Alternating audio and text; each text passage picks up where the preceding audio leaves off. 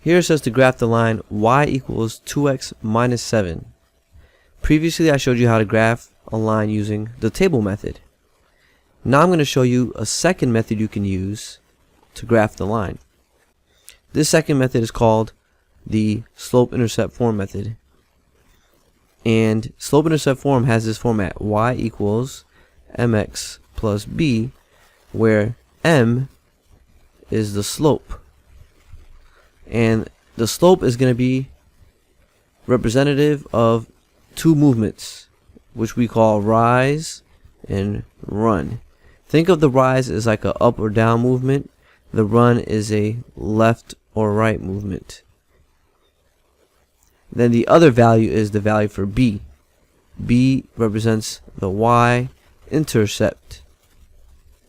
Y-intercept just means that it's crossing the y-axis at some number. So it's basically going to represent the number that your line passes through on the y-axis. And notice that the equation is solved for y, meaning you can't get this information, you can't get the slope or the y-intercept unless you first have y solved for.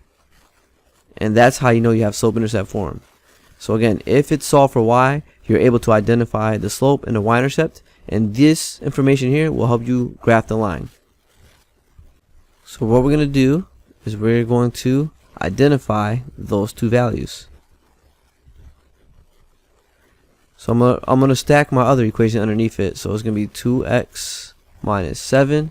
I can see that my slope in this case, m, is 2. And I like to represent it as a fraction so I can get my two movements. So 2 divided by 1 is still 2, so I can write it over 1 if it's not a fraction. In this case, since my number 2 is positive, then I know it means to move up. And then the bottom number is positive, so that means move to the right. And then if I look at the value for b, in this case it's minus 7, so I'm going to interpret this as a negative 7. That's my y-intercept. So just pay attention to whatever the sign is in front of your number. The one you want to start with when you're graphing is always going to be the y-intercept. The y-intercept is a point on the y-axis. So what you're going to do is you're going to plot your first point, and it's going to be on the y-axis, which is this axis here, and you're going to go to the number negative 7. So I find negative 7, which is right here, and I put my first point. Next thing you're going to do is use your slope. The slope tells you information, and the information it tells you is how to get to your second point. You don't want to start from the center. You want to start from the first point, which is the y-intercept you put down. From here, from this number, I'm going to go up to right 1 and then put my second point. So I'm going to go from here up to right 1, plot my point, and that's it. All I have to do now is draw the line passing through those 2 points, and I have my graph of y equals 2x minus 7. If you were to use the table method to graph the line, you'll notice that you'll get the exact same line that we drew here. In this example, it says to graph the line y equals negative x plus 6. So I'm going to do just like before. I'm going to write down y equals mx plus b.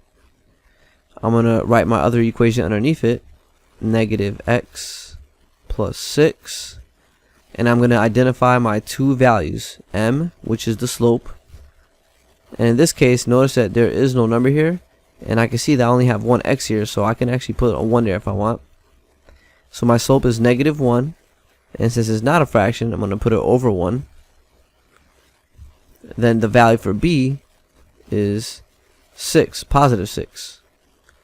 This is where your line passes through on the y-axis. We're going to start with this point here. Oh, and I almost forgot to put that. For my slope, this number here is a negative 1. The top number, remember, is an up or down movement. So since this is a negative, that means I'm going to move down in this case. And the bottom one is positive 1, which means move to the right 1. So, but always start with this one. Start with your y-intercept. So you go to your pencil tool. We're going to plot a point on the y-axis at the number 6. So here's my y-axis. Go to the number 6. Put a point there. Then your slope is going to tell you how to get to your second point. But you have to start from the y-intercept. So from the y-intercept, you're going to go down 1, right 1. So from here, I go down 1, right 1, and put my second point.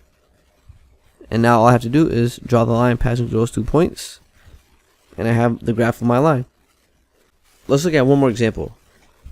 Graph the line y equals x minus 5. We're going to use the same method, slope-intercept form.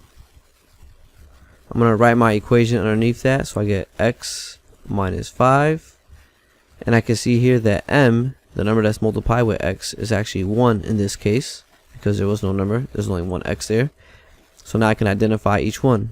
My slope is 1, and I'm going to put it into a fraction, so I put it over 1, because 1 divided by 1 is still 1, so I'm not changing the value of it.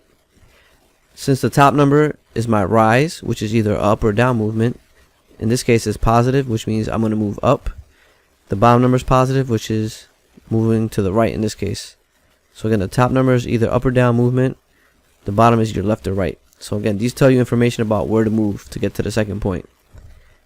Then the y-intercept is negative 5. So I'll put that down, and we're going to start with this number here. Negative 5 represents the point on the y-axis that you're going to go to. So here's my y-axis. I go to the number negative 5, which is right here. Put my point. Then I'm going to use the slope, which tells me directions on how to get to the second point. So I start at the y-intercept, and I'm going to go up 1, right 1. So from here, go up 1, right 1, put a point, and that's it. Now all I have to do is draw my line, and I finished graphing the line y equals x minus 5.